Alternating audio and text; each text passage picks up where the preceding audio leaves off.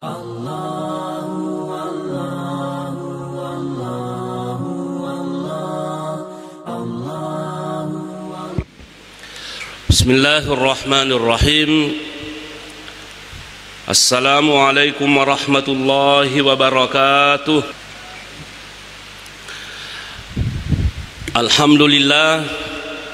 Alhamdulillahilladzi biyadihil mulku wa huwa ala kulli syai'in qadir. Wa asyhadu an la ilaha illallah wa asyhadu anna sayyidana Muhammadan abduhu wa rasuluh. Allahumma salli ala Muhammad wa ala ali Muhammad kama sallaita ala Ibrahim wa ala ali Ibrahim innaka Hamidum Majid. Wa barik ala Muhammad wa ala ali Muhammad kama barakta ala Ibrahim wa ala ali Ibrahim innaka Hamidum Majid. Amma ba'd, faqad qala Allah ta'ala fil Qur'anil azim. A'udzu billahi minasy syaithanir rajim. Bismillahirrahmanirrahim. Ya ayyuhallazina amanu ittaqullaha haqqa tuqatih wa la tamutunna illa wa antum muslimun. Wa qala aidan wa dzakkir fa inna dzikra tanfa'ul mu'minin. Shadaqallahul aliyyul azim. Ma'asyiral muslimin wal muslimat jamaah subuh yang kami muliakan, pada subuh hari ini alhamdulillah kita akan membahas hadis-hadis yang berhubungan dengan fi bayani kasrati turuqil khairi, yaitu keterangan tentang banyaknya jalan kebaikan. Artinya salah satu rahmat Allah subhanahu wa ta'ala kepada hambanya, ternyata berbuat baik itu bukan hanya cuma satu jalannya. Dalam artian tannya rukun nabawas sampajangge rukun nabawas selengi pigau dan dianggap kita berbuat kebaikan. Bukan hanya sholat itu kebaikan, bukan hanya puasa, bukan haji, bukan umrah, bukan hanya haji dan lain sebagainya, tapi banyak jalan untuk berbuat kebaikan. Nah, inilah satu rahmat Allah subhanahu wa ta'ala kepada hambanya. Salah satu di antaranya di sini yang disebutkan Imam Nawawi dalam kitab Riyadhus Shalihin, bahwa qala Nabi sallallahu alaihi wasallam, uridat alayya a'malu ummati hasanuha wa sayyi'uha. Diperlihatkan kepadaku amalan-amalan umatku, yang baiknya dengan yang buruknya. Fawajadtu fi mahasini a'maliha al-azayumatu anit tariqi. Saya mendapati, artinya sebagian dari amal-amal yang baik yang dilakukan umatku itu adalah al-azayumatu anit tariq. Kita menyingkirkan hal-hal yang membahayakan orang yang lewat di jalanan. Kemudian wa wajadtu fi masawi a'maliha, dan saya juga mendapati itu kumpulan amalan-amalan yang buruk, perbuatan-perbuatan jelek yang dilakukan umatku adalah an-nukha'atu takunu fil masjidi la tudfan. Itu orang mendapati dahak di dalam masjid, kemudian tidak ditutupi itu dahak. Rawahu Muslim. Hadis ini diriwayatkan oleh Imam Muslim. Nah, hadirin yang kami muliakan, di dalam hadis ini banyak pelajaran yang kita ingin ambil, yang mudah-mudahan bisa memberikan motivasi dalam beribadah, mudah-mudahan menjadi hasanah keilmuan, sehingga tatamba pak disengat tatamba tahu dari Allah Ta'ala. Jadi di sini disebutkan bahwa uridat alayya a'malu ummati, diperlihatkan ipitaiwi nabitta yarga ipalatuga ginabitta yarga ipannasangi nabitta amala na ummakna ia makan jae si bawa majae. Dan termasuk ternyata amalan yang baik itu adalah kita harus membersihkan jalanan. Jadi itu saudara kita yang bertugas pembersih jalanan itu megalada palan itu. Karena itu ada dalam kitab Nushatul Muttaqin bahwa di dalam hadis ini banyak bentuk amal kebaikan yang bisa kita lakukan. Bahkan ada amalan-amalan yang kayaknya diremehkan orang, artinya seakan-akan orang menganggap tidak ada pahalanya. Tapi ternyata hadirin yang kami muliakan, Allah Subhanahu wa ta'ala memuliakan orang-orang yang melakukan hal itu. Apa itu Bu Pak? Singkirkan hal-hal yang berbahaya dari jalanan, seperti umpamanya duri, apu kaca, pokoknya segala yang bermasalah di jalanan itu kita singkirkan, itu akan mendapatkan pahala di sisi Allah Subhanahu wa ta'ala. Nah, ini pengertian hadis ini. Kemudian yang kedua, pelajaran yang kita mau ambil dalam hadis ini adalah anjuran mengerjakan apa-apa yang berguna bagi manusia dan mendatangkan kebaikan. Jadi di dalam hadis ini kita dianjurkan untuk melaksanakan kebaikan.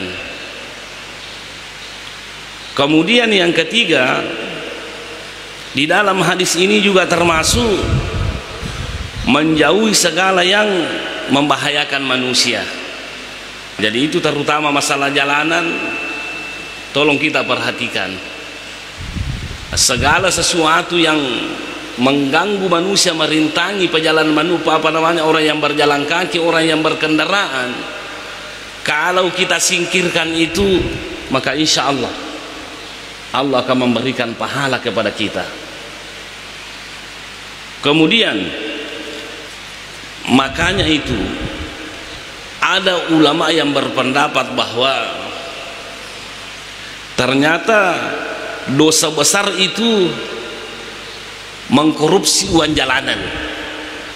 Korupsi itu mengurangi volumenya jalanan, itu dosa besar itu. Ya magalai korupsi solangi lalangnya, hati-hati ki. Anda akan pertanggungjawabkan nanti di hadapan Allah Subhanahu wa ta'ala, karena ini merusak jalanan, mengganggu manusia. Ini dosa besar itu korupsi. Apa yang dikorupsi? Uang jalanan, uang salokan, termasuk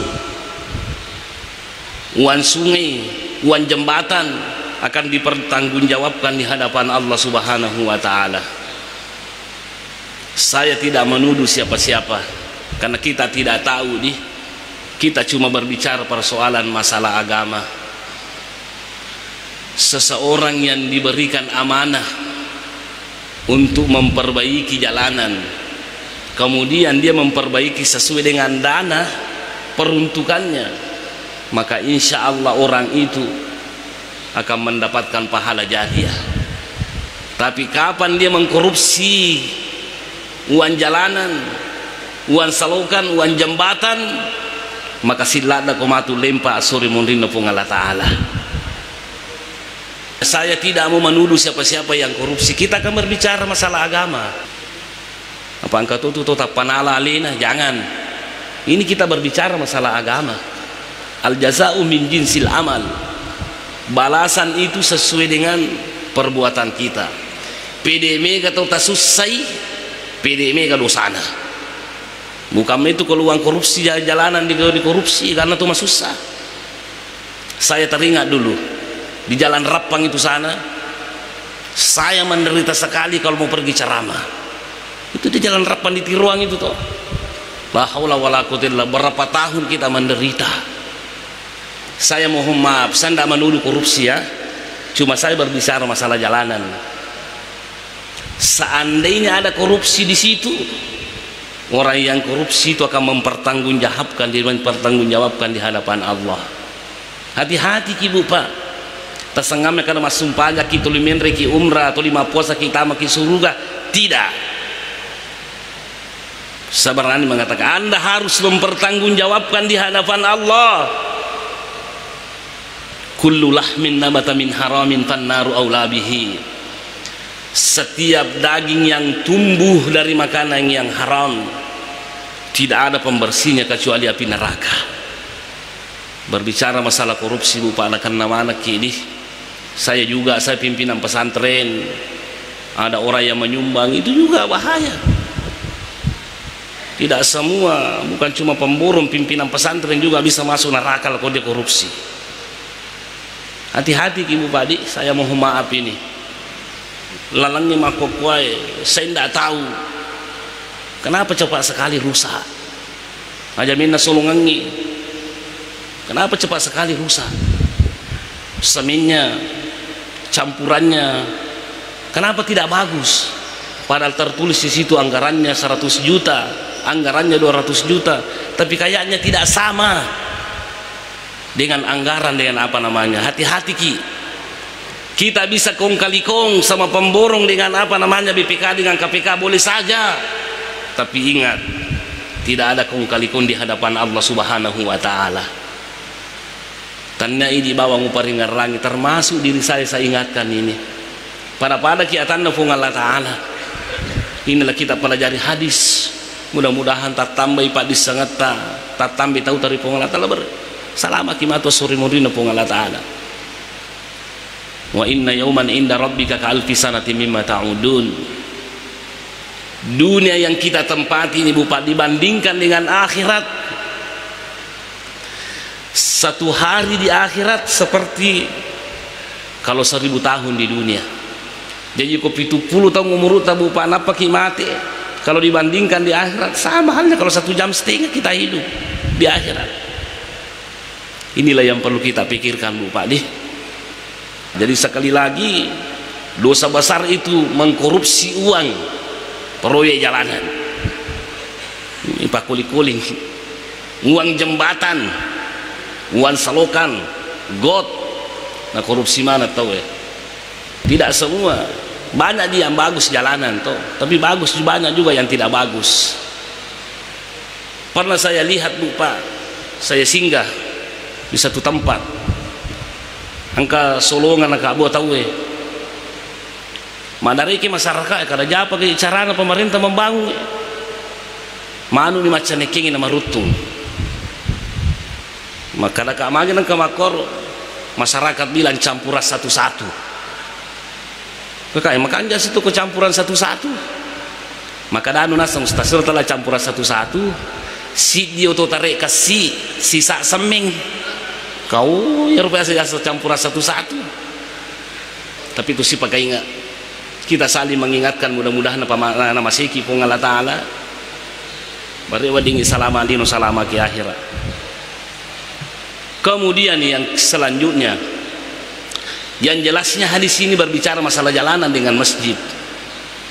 Yang perlu kita ingat juga bagus itu. Kan ini tadi masalah keselamatannya pejalan kaki, pengendara motor, pengendara mobil. Jadi orang yang menyingkirkan hal-hal yang berbahaya di jalan itu akan mendapatkan imbalan dari Allah Subhanahu wa taala. Coba uridat diperlihatkan Rasulullah sallallahu alaihi wasallam. Ada yang mengatakan disampaikan kepada Rasulullah, ada yang mengatakan dijelaskan kepada Rasulullah. Siapa yang memperlihatkan, siapa yang menjelaskan? Allah Subhanahu wa taala menjelaskan kepada Nabi Muhammad bahwa wahai Muhammad, salah satu amalan umatmu yang bermanfaat itu menyingkirkan hal-hal yang berbahaya dari jalanan.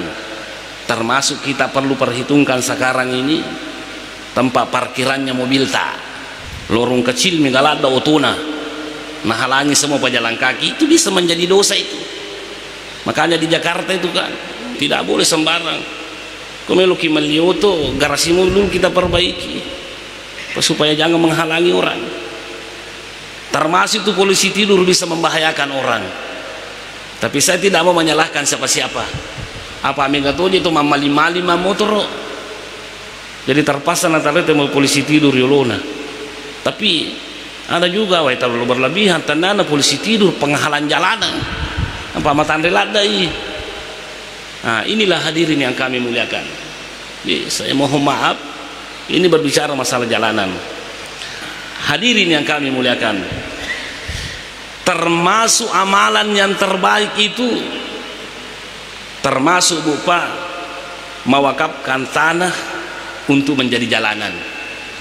Ya kunilai pemerintah lalat tak sumbangan ni. Banyak kan orang yang kikir, namun sejak kami tanah melo yala lala itu melo mak berengi. Orang yang seperti ini sebenarnya pikirannya cuma dunia, dia tidak berpikir masalah akhirat. Coba garip Pak hadirin yang kami muliakan. Saya pernah lewat di satu jalan ya, jadi Podaki. Saya mau pergi taksia. Padahal jika ada lalana cuma satu mobil yang bisa masuk di situ.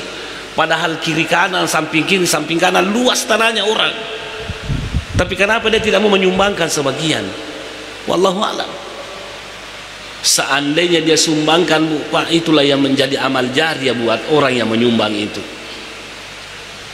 Jadi Pak, terutama masalah jalanan ini itu menjadi amal jariah.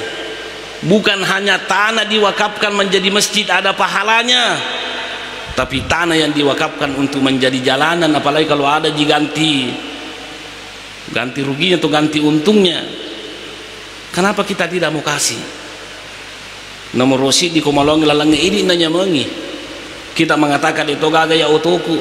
Hari ini tidak. Tapi komelo pun Allah Ta'ala malaki dalle. Kun fayakun, tidak ada yang sulit bagi Allah.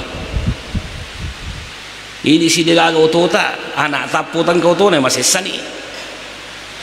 Nah, jadi orang yang mewakafkan tanahnya menjadi jalanan itu, maka insya Allah orang ini akan mendapatkan amal jariah.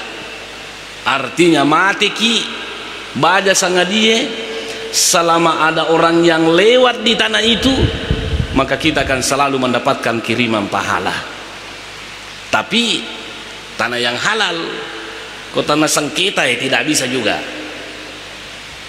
Tanah dari hasil korupsi juga tidak mendapatkan pahala.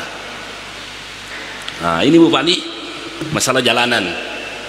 Kemudian selanjutnya di dalam hadis ini Rasulullah sallallahu alaihi wasallam juga mengingatkan kita, wa wajadtu fi masawi a'maliha an-nukhatu takunu fil masjid la tudfan.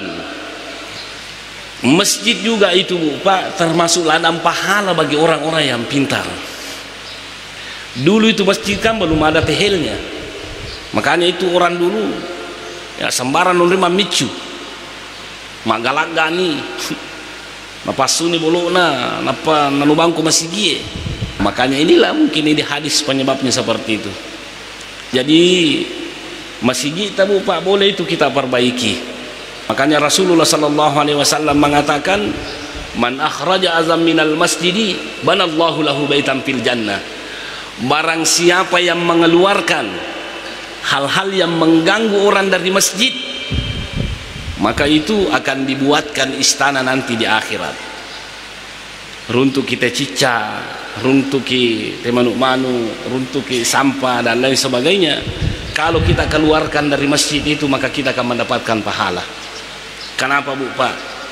Ternyata Allah Subhanahu wa taala berfirman dalam surah Al-Jin ayat 18, wa annal masajida lillahi fala tad'u ma'allahi ahada. Kenapa begitu banyak pahalanya Bu Pak kalau kita menjaga kebersihan masjid? Karena ternyata masjid itu adalah milik Allah. Jadi ini gini pakai lebih bolana pun Allah Ta'ala, pakai raja bolana pun Allah Ta'ala, maka insya Allah napaka lebih kipung Allah Ta'ala, napaka raja kipung Allah Ta'ala.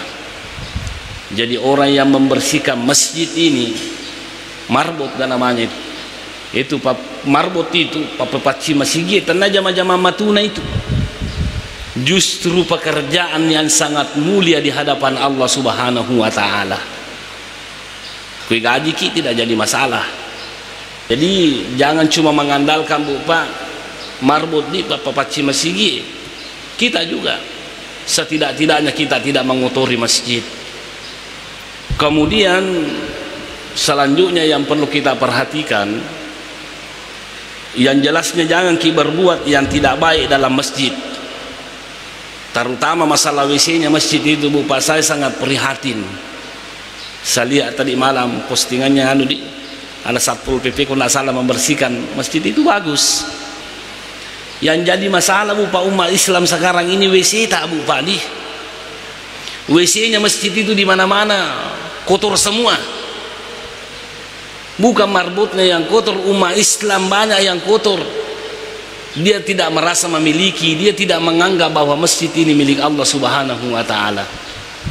WC bupatanya memang masigi, tapi komelo kita mamajenne komeki masih tahu masigi, kita harus bersih. Makanya siapa yang memuliakan WC-nya masjid, artinya napacing ko pure teme, ko pure jambang, dia nama cari parepa ko masigi, maka insya Allah Allah akan memuliakan kita nantinya. Masa lebih bersih WC-nya kepsi daripada masjid? Tak, di mana-mana masjid saya lihat seperti itu. Makanya rumah kanjakung ke pertandingan kebersihan masjid, imun di paresa masjid rojol WC na tapong paresa. Itu yang penting. Masangi ini maga nih komai, ada orang yang BAB tidak kayaknya dia nabulu taina. Ini jadi masalah umat Islam. Jadi orang yang memuliakan masjid itu, maka Allah Subhanahu wa taala akan memuliakan kita. Kemudian jangan sembarang meludah, karena itu dapat merusak keindahannya masjid.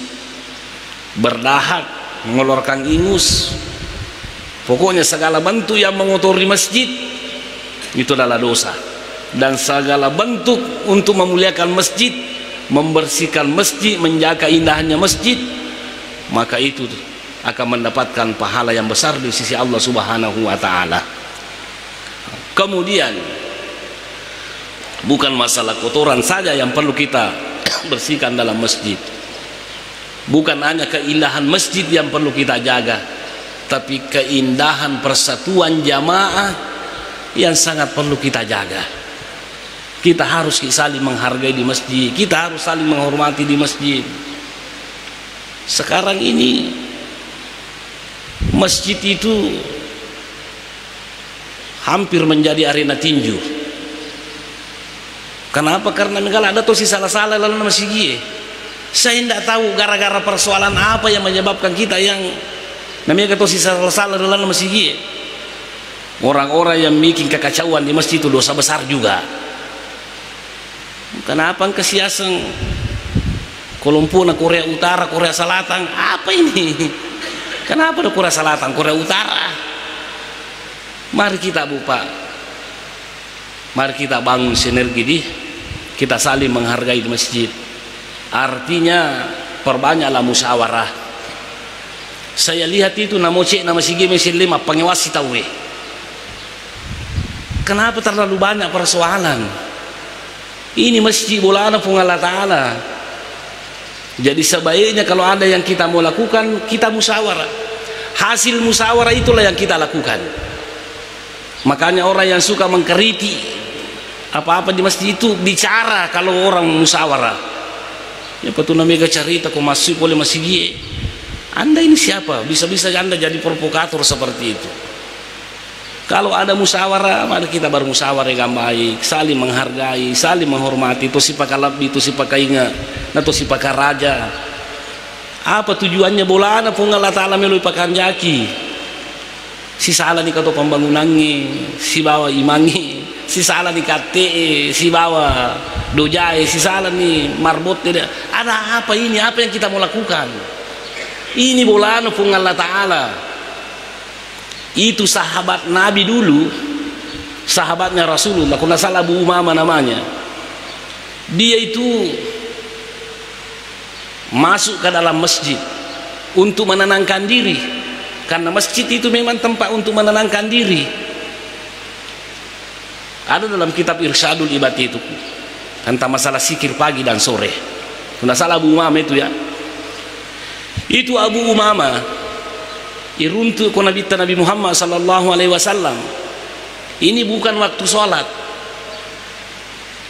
Jadi Rasulullah bertanya, "Ya Aba Umamah, Abu Umamah, apa yang menyebabkan kamu tinggal di masjid? Sekarang ini bukan waktu sholat. Anggap umpamanya jam 8 pagi, kan itu bukan lagi waktu sholat, atau sudah sholat isya. Herannya Nabi manangka kamu masih monro.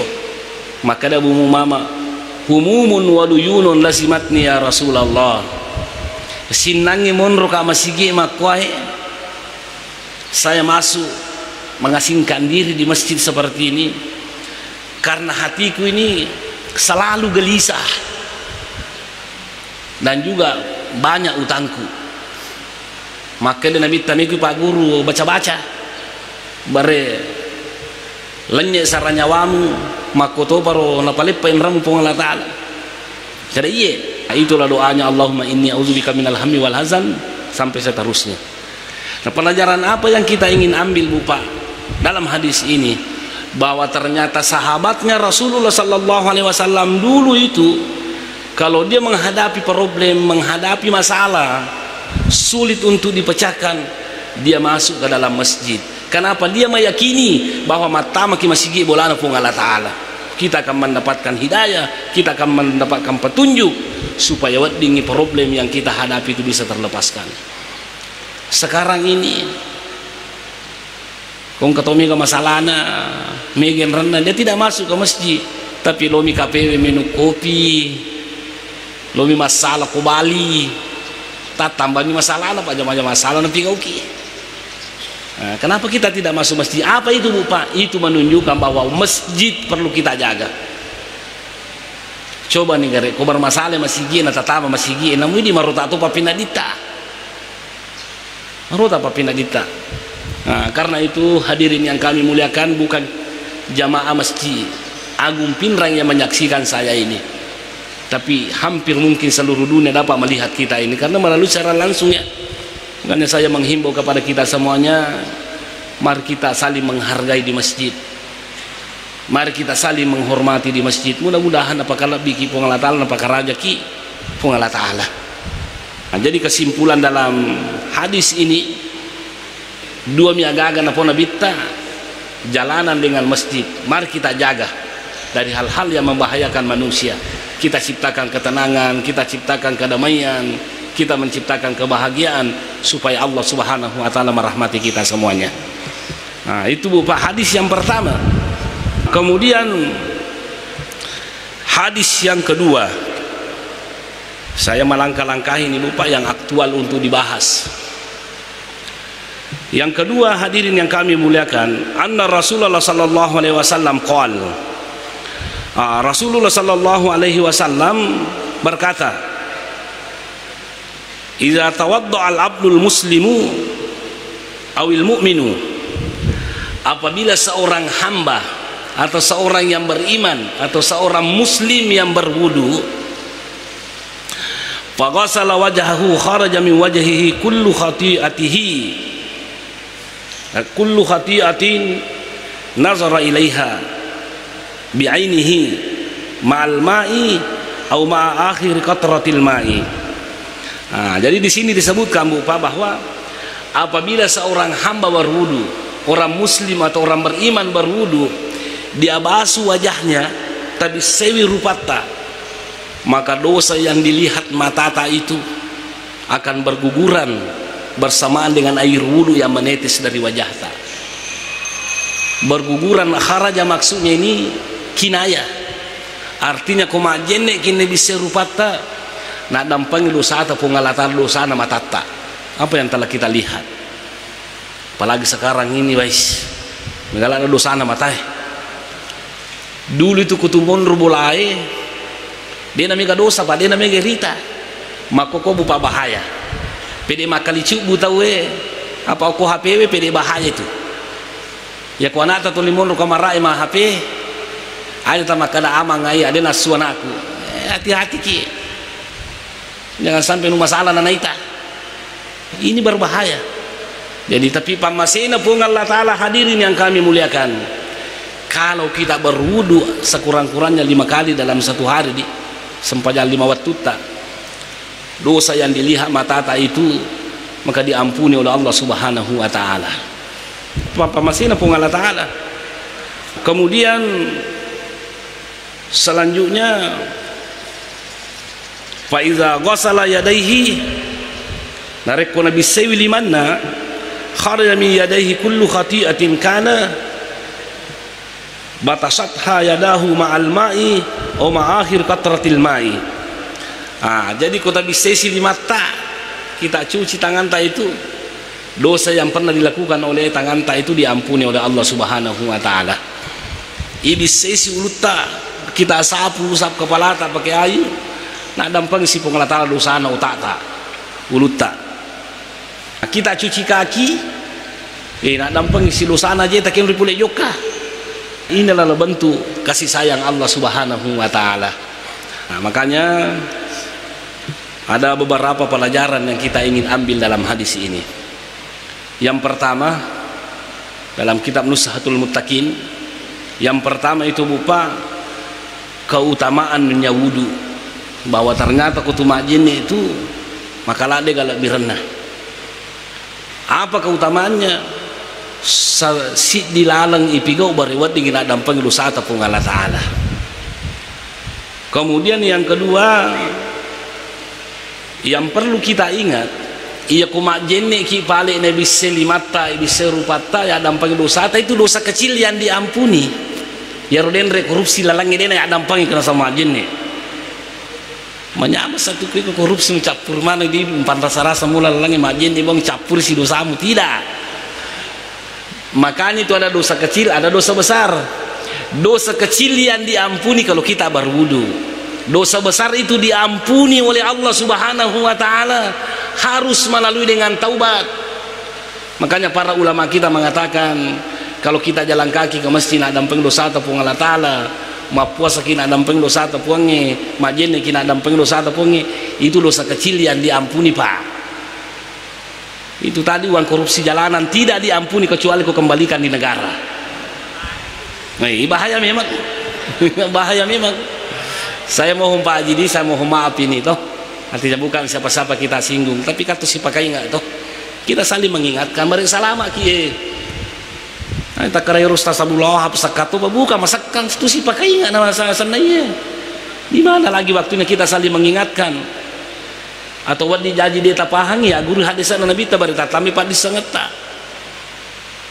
Boleh jadi kita tidak paham karena makopale tapi karena kita pelajari ya intinya pada loki mai kita meminta kepada Allah Subhanahu wa taala bare menjaga iki karena kita juga dibatasi oleh waktu. Mungkin ada yang mau bertanya, masih banyak sebenarnya hadis ini ya, silakan ada yang mau bertanya. Assalamualaikum warahmatullahi wabarakatuh. Terima kasih atas kesempatan yang diberikan. Kalau misalnya Pak Ustadz, saya ini adalah ketua panitia pembangunan masjid, terus ada sumbangan yang jelasnya saya secara pribadi saya tahu bahwa ini adalah uang korupsi kah atau uang narkoba kah atau apakah? Ini patah meski bagaimana saya selaku panitia menyikapi hal ini? Apakah saya terima atau bagaimana? Karena menyangkut ini adalah dosa besar ya. Misalnya kalau jembatan artinya jembatan data disumbangkan masuk di masjid. Itu yang pertama Ustaz. Bagaimana saya menyikapi atau bagaimana saya bersikap selaku panitia, menerima atau tidak? Kalau menerima misalnya mau dipakai membangun apa begitu. Di sini apa maksudnya Pak Ustaz? Pak Ustaz, saya paham.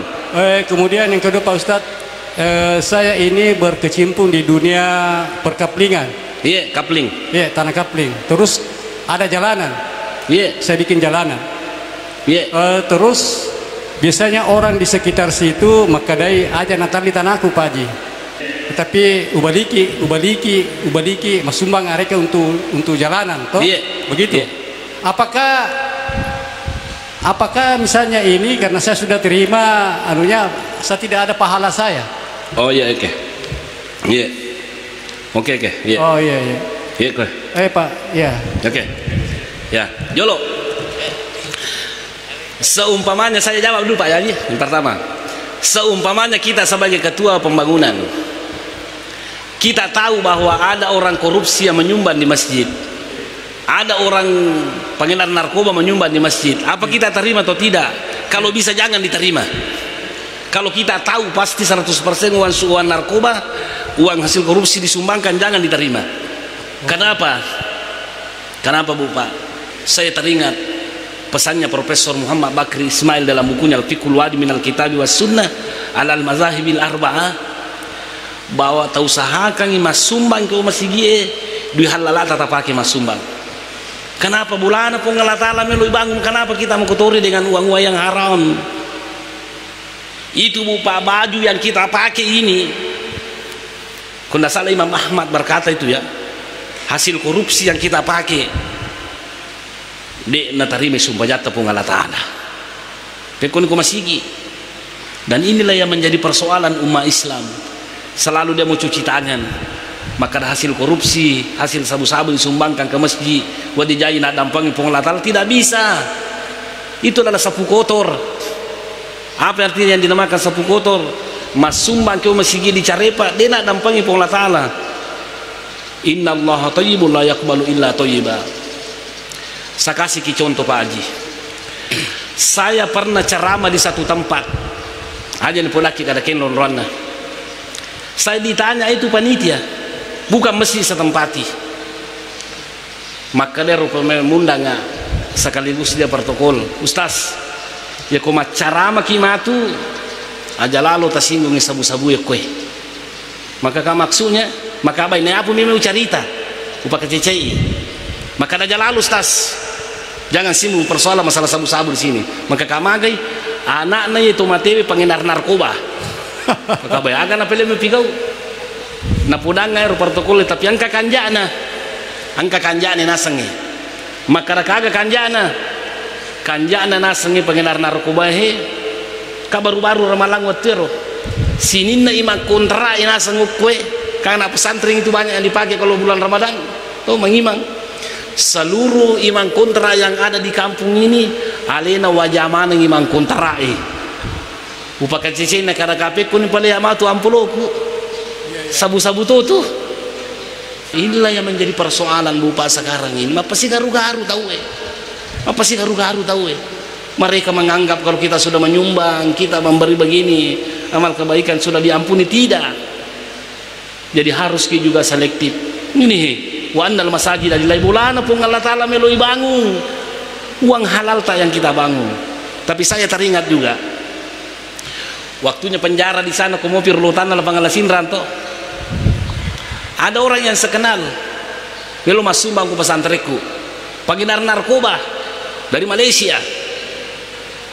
Pernah sami mantanya kakak aga tabalu makan mabalu racun anak sepole Malaysia lah suna putih atau jangan anak dan lain sebagainya. Kalau makanya itu mabalu racun toka pale, ternyata racun yang dimasuk itu sabu-sabu. Setelah dia keluar dari penjara, nah pulaka maka mereka masumbang ku pesantren tak Ustaz, kakek aja masumbang ku uang sabu-sabu. Jangan. Ini membangun pesantren karena mereka tamak surga toh. Maka Ustaz bisa murasa. Saya akan menyumbang katanya 2 juta, tapi ternyata sabu-sabu. Ya ronasa boleh ke Malaysia, angkala suna putih, angka tujang anak-anak. Dari hasil itu yang saya ingin sumbangkan. Wisa munasa karena kega harang kega halala. Nah, jadi kuriseng 100% uang narkoba dengan uang korupsi jangan diterima. Tapi umpamanya ada harta warisan dari orang tuanya toh, maka dagalun tanah hasil korupsi forma pasangki kasih nama sumbang boleh kita terima. Bisa Pak Jidi? Kita paham oroh? Ya. Nah, kemudian tanah kaplinta. Kita yang bikin tanah kapling, ada orang yang menyumbang kada aja natan lebih. Taruh sama sumbato, teteng kapalata. Jadi makanya itu kalau kita mau menyumbang, apa yang kita perhatikan? Perhatikan niatnya. Innamal a'malu binniyati wa innamal likulli imrin ma nawa. Niat tatapakan jaki. Karena pun Allah Ta'ala Allah akan memberikan pahala. Kemudian yang kedua yang kita perhatikan itu yang kita mau sumbangkan bermanfaat atau tidak bermanfaat. Karena semakin banyak manfaatnya itu semakin banyak pahalanya. Kong kata umpamanya sumbang ngasulara lepis, ay angka sapalan tapi mah kurang apa dia basulara lepis. Kamaker Pak Di. Nah itu sekira jadi ada di pahalanya Pak Di. Yeah. Tapi Pak Ustadz, saya sedikit tanggapi pertanyaan pertama tadi. Iya. Maka deh pernah saya mendengar bahwa kalau misalnya kita tahu itu adalah hasil dari kejahatan, itu kan haram, maka dia aja pertama adalah mesigi. Iya. Semangang itu. Iya betul itu. Pala agak mujama atau apakah pala naga atau. Namun dia pala aja tuh. Aja ya. Iya. Itu menjadi gratifikasi sih mati tiket topi makotu. Oh iya. Iya kok aja. Tidak ada ini. Tidak ada maaf. Aja. Apa sang kalian dari pejinai? Iya Pak Ustad. Jangan. Iya. Akan alalan jangan. Anu makan jaya tak pakai. Apa itu kita pakai makor mah contoh kima dosa. Iya Pak Ustad. Memang sulit itu bupa peraturan agama ya. Masih ada yang mau bertanya silakan. Ikut kangen ke Pak Haji. Ya saya mau maaf bupa ya. Sedih demi aku tanda Pak Ustaz. Iya. Agar Pak Haji. Ini tanggal 27 bahwa 12 hari lagi Pak Ustaz. Apa itu? Tanggal 27 pesta demokrasi. Oh iya oke. Iya oke. Saya ingin tanya Pak Ustaz. Apakah betul memilih pemimpin itu kita bertanggung jawab di dunia dan akhirat nanti? Kalau kita pilih, makanya kerjasama yang bertanggung jawab kagak batu iro okolino akhirat. Yang kedua, apa purato kak cale Pak Ustaz? Madosa gak tahu ko yalengi dui na pipiliro calon bupati mati. Madosa gak tahu ko yalengi dui ko may pemilihan bupati mati. Ini kayak leng masyarakat Masyarakat, dito lang kana tuju kaya Pak Ustaz. Oh iya. Apa ya dito lang ko laku kaya apa channel dia sabi ka tuda DPR bagi duit itu kan tapi dia bagi duit apa usah kala iya Pak Ustaz. Oke. Terima kasih. Memilih pemimpin itu kita akan pertanggungjawabkan dunia akhirat. Iya, dipertanggungjawabkan, makanya pilih yang terbaik. Setidak-tidaknya kita harus sholat istihara kalau kita mau meminta kepada Allah Subhanahu wa Ta'ala. Hati-hati ki. Nah, ya mirmi puaki aja nalabi pasale matu. Pak misalnya itu matodo nih di yang nutupa. Nasa ki terima kampanye atau apa namanya, jangan. Nah, ya mirmi puaki hati-hati ki. Silakan memimpin pemimpin yang terbaik. Melo mau bicara gubernur tahu putar terbaik Sulawesi Selatan. Tapi di satu tuh siapa yang ada prestasinya, siapa yang tidak. Melo ki pemimpin bupati ada 3 calon semua putar terbaik Kabupaten Pindrang. Ilodoki. Mudah-mudahan Allah Subhanahu wa Ta'ala memberikan kita pemimpin yang baik. Nah, kemudian masalah sogo haram itu. Mega tuh cerita makanya saya membeli suara, tidak ada kata-kata jual beli, justru itulah membeli haram hukumnya. Saya kan bukan katanya menyogok, tapi sebeli suara tak padamu bicara nami lain. Mai pele memecek utani ku itu dona ala dimu.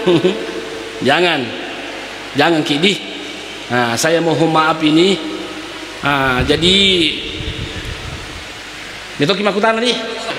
Bismillahirrahmanirrahim. Iya.